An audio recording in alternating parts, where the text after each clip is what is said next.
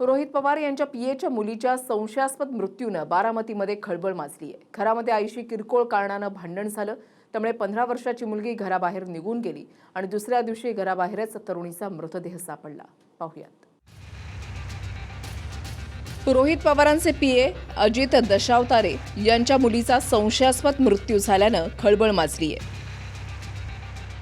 दशावतारे कुटुंब बारामतीच्या साई गणेश नगर भागामध्ये राहतं। माहितीनुसार काल रात्री त्यांची 15 वर्षांची मुलगी आणि आईमध्ये किरकोळ भांडण झालं।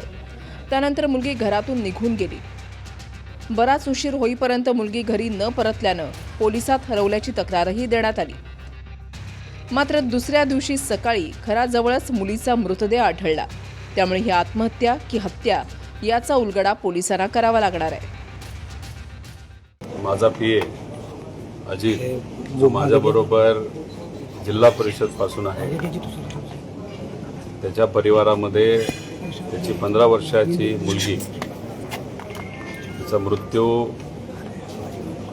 काल झाला, आज सकाळी झाला। खरं तर पोलीस आपल्याला नंतर सांगतीलच, पण अजित आणि त्याच्या परिवारावर दुःखाचा खूप मोठा डोंगर कोसळलेला आहे। आणि आपल्या पोटची मुलगी जर काही कारणांमुळे तिचा मृत्यू होत असेल, ते सुद्धा एवढ्या कमी वयामध्ये, तर कुठल्याही वडिलांसाठी ही गोष्ट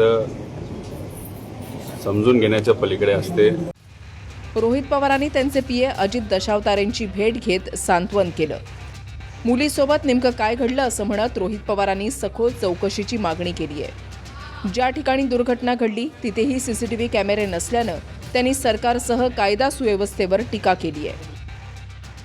DYSP साहेबांबरोबर माझी चर्चा झाली। दवाखान्यामध्ये असणारे जे मेडिकल ऑफिसर आहेत त्यांच्याशी चर्चा झाली आणि त्यांना मी विनंती केली, एकतर पोस्टमॉर्टम होत असताना त्याच्यामध्ये हलगर्जीपणा कुठेही नको।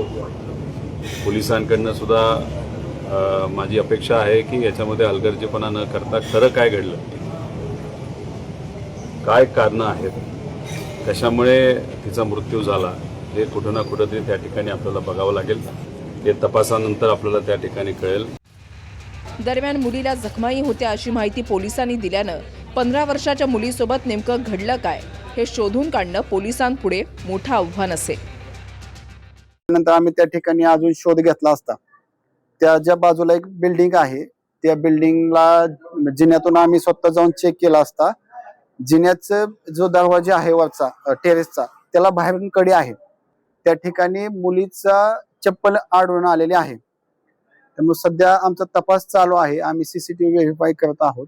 तपास झाल्यानंतर याबाबत मीडियाला डिटेल माहिती दिली जाईल। Bureau report TV9 Marathi.